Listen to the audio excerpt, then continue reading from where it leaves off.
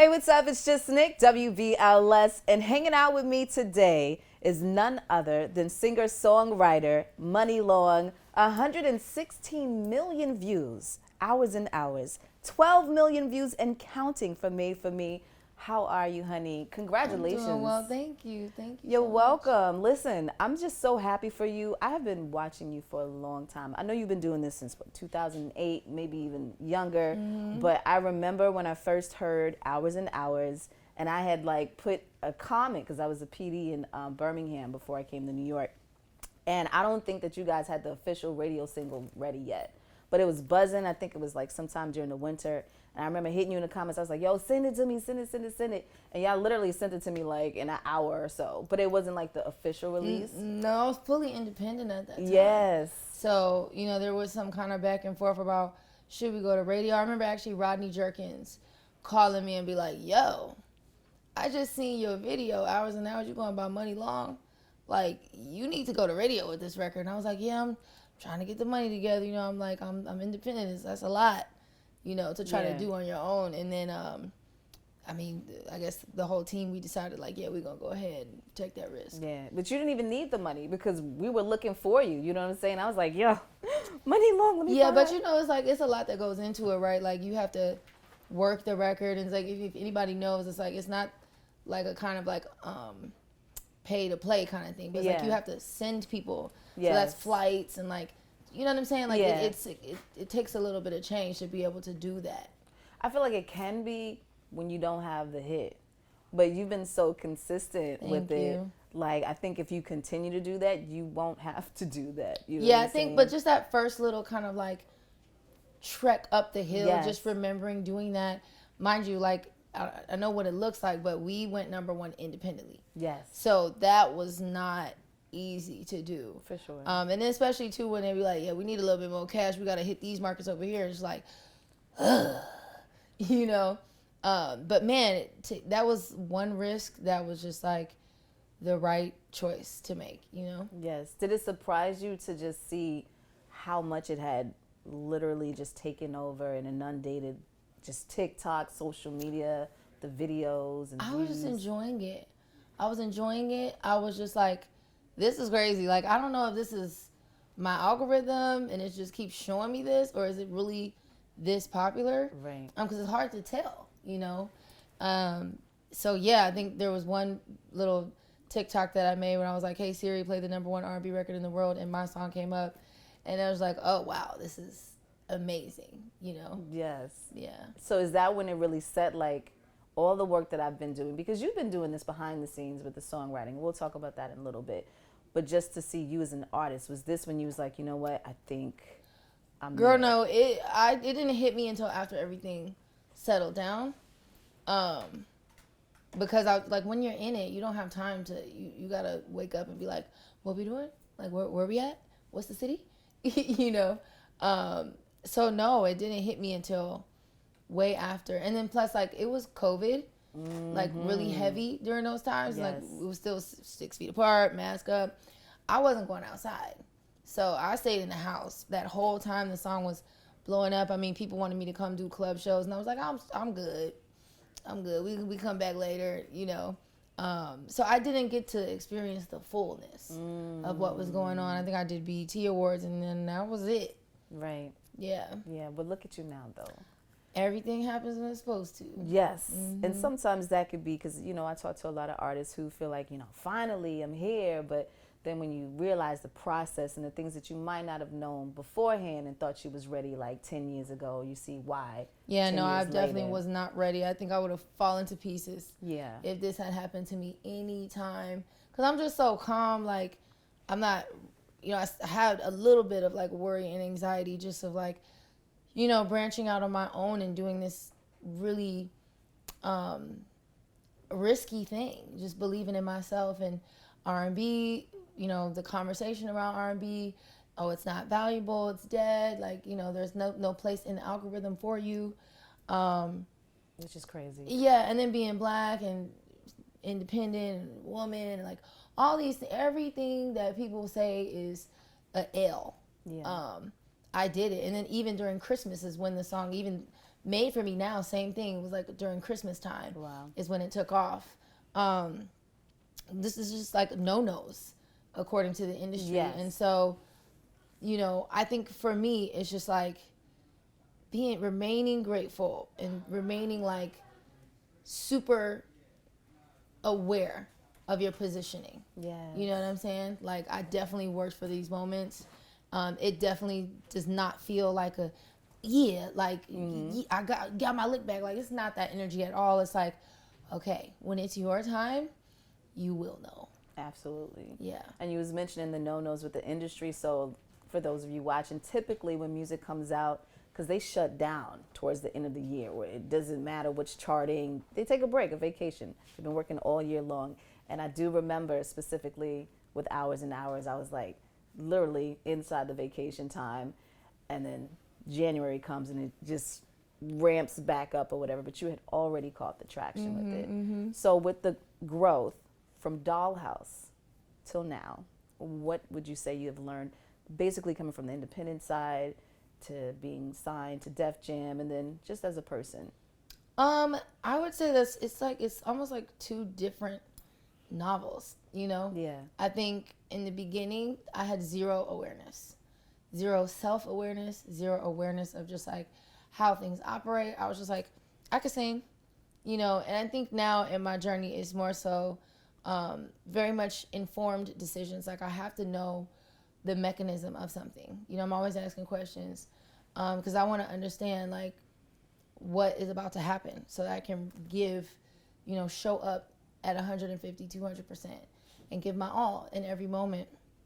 And I think that's the biggest difference, is just being aware and understanding like, okay, this person is here because they do this and they are important. Okay, cool. Who would I need to talk to about lighting? Like, there's so much that goes into it. That, you know, you spend all of these days and weeks and months sometimes preparing for like a 3-minute moment. And that 3 minutes lives forever. You know, so you really want to like put some effort into it. Yeah. And understanding how that moment is created and what it takes. I don't think a lot of people think about that. They think they could just show up and like sing over the track, and no shade to people who do that, but it doesn't last. Yeah. Like, you know what I mean? It's Yeah. like there's nothing to go back to. And I get a lot of pushback sometimes from my partners about like, why are you so expensive to like do a live version, or like, why do you need Yeah. you know 8 background singers? Why do you need this? Like, you know, Soul Train performance that I just did that also went viral. It's like, I think people can feel the intention behind the preparation. Oh, for sure. They can tell when it is rehearsed. Yes. They can tell, you know, just that little bit of confidence that comes from putting the work in. And it resonates and it shines through. And I will always rehearse. I'm like, I need at least 2 weeks. Like, don't hit me with that 2 days. Like, I'll be irritated if I don't have, you know, a week minimum. Like, that's what legends do, though. But why would you want to get up there and not rehearse and not know? I want to practice how I'm walking in, how I'm walking left to right. When do I put the mic down? Right. When do I point to this side? Like, because once you get up there, for me at least, mentally I'm not there. I'm like, I'm channeling. I'm trying to push my energy all throughout the audience, and I'm still growing and learning how to do that and really own the stage and own that moment. So I have to rehearse so it's second nature. You know, I'm not thinking about like, oh, you know what I mean? Like, you know, when someone's performing, you can see it on their face that they're thinking about what they're doing. Sure. It just takes away from the magic. Yeah. And so that's what I'm really trying to create. I'm trying to create magic. You know, I want people to like leave there being like, oh my God, that was amazing. You know, and it's less about me and more about how are they going to remember this music and what are they escaping from in their everyday life that I'm giving them this, you know, freedom or this, you know, this moment to be able to like let it all go. So, well, I think you did a phenomenal job with letting the magic seep into the audience, because I know a lot of people learned about Made for Me through TikTok, but I saw it during the Soul Train Music Awards. And I remember I was watching a recap. I had to look for it on YouTube because I was like, yo, I know they're going to post this. And I must have played it like 50 times back to back Oh, because that's it amazing. was just very inviting. And you really did it seemed like you had the audience captivated. You know, when they was panning to the audience, you could see they was just, everybody's like this, you know. Even from your walk, girl, you know, your walk went viral. Everybody was trying to That's do the so walk. funny. I was just trying not to blow over. It was so cold out there. Really? No, really. That wind was insane. Like, when I started up there on that rock, you know, I had that big train. That train was Yeah. actually very thick. So when the wind blew, it yanked my feet off the ground. Like, I almost went over into that pool. Are you serious? Would have never known. Yeah, because I started out, I had this mean pose, girl. And that wind came, I said, oop, nope, we're going to go spread. I can't be falling in this water. Yeah, no, but I mean, the wind was giving models, so it was just, it all just worked out, you know? Yes. And then people started saying that you look like Yolanda Adams. I've been hearing that my whole life, like literally. I'm not gonna lie, her daughter. Yeah. Sometimes I'm scrolling and I see her. I'll be like, "When did I take that picture?" Like, yeah, no, we really are like very similar. Yeah, that might Hey, be like a cool collab, Auntie Yolanda, how you doing? right? Maybe do a little collab later on. I would love that. She's Later on. well, I don't know. I don't want to sing next to her. No, Really? it's certain people that are just like. Unless I would have to be really in the spirit to be able to sing next to her, Yeah. because I would just be standing there looking at her like, girl, what am I supposed to do? Where do I come in at? You know? Yeah. She's amazing. Have you Yes. ever seen her sing live? Yes. Yeah, she's tapped into the heavenly host. Absolutely. She's insane. I have like my top 10 favorite singers, and then there we got Fantasia. Mm-hmm. We have Leandria Johnson. Those runs, honey. That's a singing lady. Okay. Kiki Wyatt. It's just people that it just flows out. So what about you? Who are your top? Definitely gotta have Jasmine Sullivan in there for Listen, me. same. Kiera Shear, all the Clark Sheards, like, just incredible. Everybody, Right. Every sister. I would say, are we just doing women?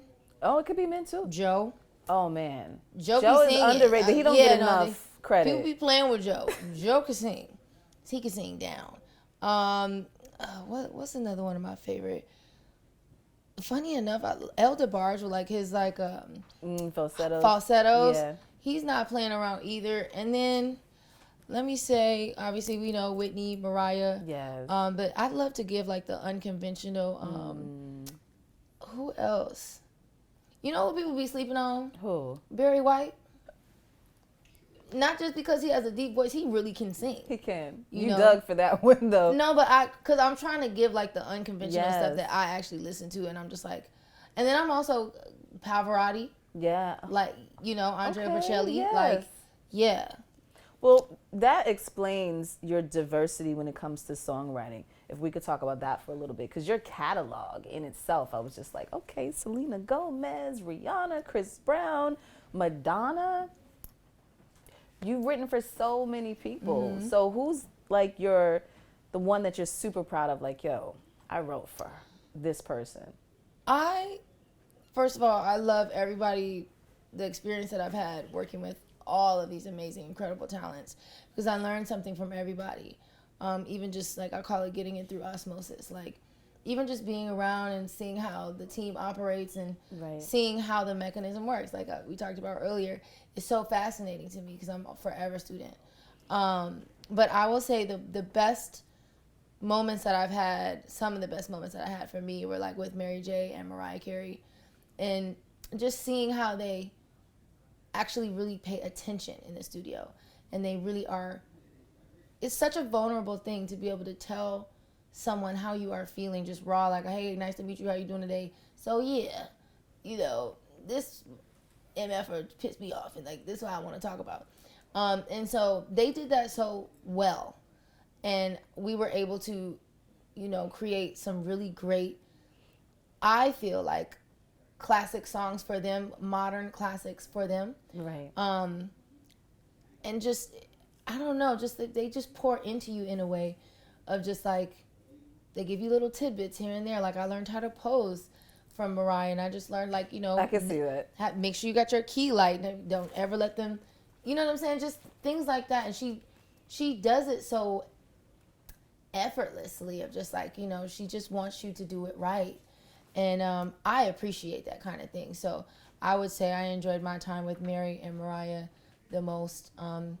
Shout out to everybody else. No shade. We love you too. Right. I just learned so much from just being in Yeah. their presence. Yeah, they're super down to earth, and Mariah is hilarious. She really is. She's she so is funny. a comedian. And Yes. she's so smart. And like, I think people don't give her propers for just her ear, her engineering prowess, her vocal production, and obviously she writes those songs. Like, she is writing that stuff. So even to just like say that I wrote with her is just like, she don't need it at all, but it was just like an honor and a privilege to have her invite us in. Yeah, for sure. And I know that you've written for Selena Gomez, and you have a story about Kendrick Lamar while doing a session. Tell me about it. So Kendrick, this was when I first moved to LA, and Kendrick had not put out any albums yet. It was just mixtapes, and we used to ride to his music. And back when I was, doing my veggies every now and then, because it's LA. That's what we do out there. That part. I don't do that no more. But we used to roll up and listen to, hey, what up to the, you know what I'm saying? I used to listen to that mixtape front to back. And so I got a call like, hey, he's working on music. Would you want to do a session? And the day that they wanted me, I had already had a session booked with Selena Gomez. And so I was like, I can't do that day. And, we'll come back, or let's figure it out. She's pretty huge.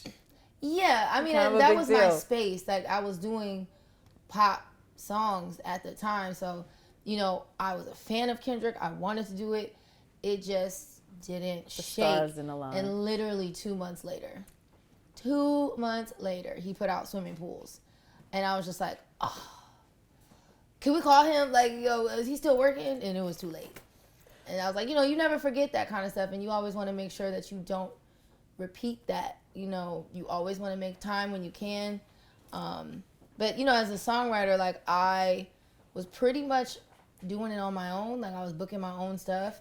I didn't have, like, hands-on management like that. So I did not have the knowledge and the wisdom to be able to, kind of bookmark that for later. I just kind of moved on, and then I was like, oh, wait, Oh, well, you win some, you lose some. That's okay. Maybe Still a huge fan. Yeah. So it doesn't matter. And could collab in the future. Very much He don't so. come out that much. I respect him about that. I saw him at Day in Vegas. Incredible. Like, he's just amazing artist and just visionary.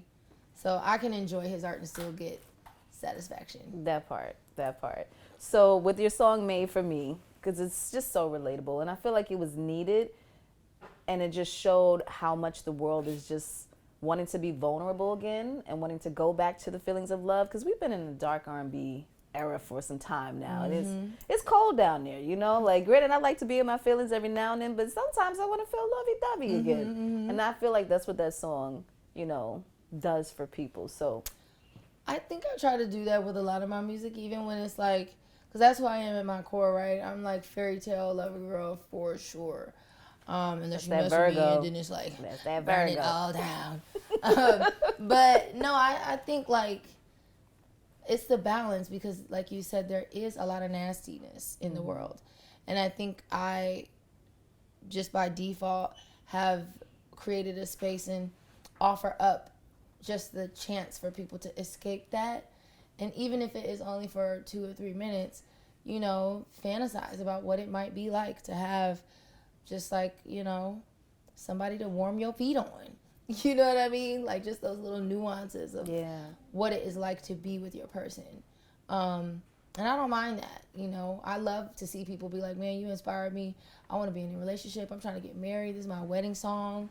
Yeah, I love that for me. I love it. And you taught people what a twin flame means? Yeah, I think I'm still kind of learning. When I say twin, it's like, there's a down south thing of just like, what's up, twin? Yeah. I think it's like made popular in Atlanta is what I heard. But it's just something we say to each other. Like, when you resonate with somebody, or somebody's always finishing your sentences, or you show up wearing the same outfit, or, y'all have very similar tastes, or you just really, mess with that person, and it's like, hey, twin, how you doing? Right, you know what I'm saying? Yeah. Or that's my twin. Like, that's sis right there, Yes. So I think that's what that is. And I think people have turned it into like their own meanings. And it's just very trendy right now. I think I just heard Summer Walker did SNL with 21, and she said, you know, you my twin, and then, you know, in the cut with my twin, we be vibing. Like, it's just time. You're setting trends, though. I don't know if I started it or set the trend, but I definitely. You could revive it. Yeah, I'm not. I mean, I'll take that. Yeah. So, you know, a lot of us are waiting for the version that was on Soul Train Music Awards. Like, it's out. Is it? Yeah, it's out. It's on DSPs. Now, you were saying that Kirk had to approve it, or was that? No, you know, I just be saying stuff like, people say that I'm funny. I don't know. I don't be telling jokes. I'll just be talking, and people laugh. But I was just saying it as a joke, like, Kirk, you got 24 hours to respond. And funny enough, he did. So we were supposed to do a session before my Valentine's Day show. Yeah. And just do a gospel version. Like, he remixed the words. We got the choir and everything. But then I tested positive for COVID, and I had to postpone my show and postpone that session. So I was very sad about that. But he did respond, y'all. Uncle Kirk reached out. Yes, he did. It was lit. I look forward to it because I love both versions, but it just gives it a whole, just another vibe with, you know, the background choir and things like that. So what can we expect from you moving forward? I know you have music videos out. What's next? When's the album coming out? I know it's ready. Album is coming out before summer. I want to say May sometime. Getting ready to shoot the photos and all the videos for that. It's just good R&B, pop music, like classic R&B. I would say so, if I do say so myself. Very excited for everybody to hear it, get into it, get into how I'm, you know, feeling and thinking these days. And I think, you know, especially for me, I know when I'm finished making my music, making an album, when I don't have anything else to say. And I have said everything that I want to say on this project. I'm very, very proud of it. Yeah, I can't wait for everybody to hear it. We can't wait to hear it. I wish you so much success. Congratulations on all your awards. I could literally talk to you for hours and hours, but I won't. Period. I see what you because I know you gotta go. But thank you so much. And if you want to say something to your fans before we go. Okay. What you want me to say? Hey y'all, how y'all doing? How y'all mama doing? Make sure you stay safe out here. Don't trust these niggas. All they do is lie. That part. Thanks so much for watching, y'all. Money Long WBLS.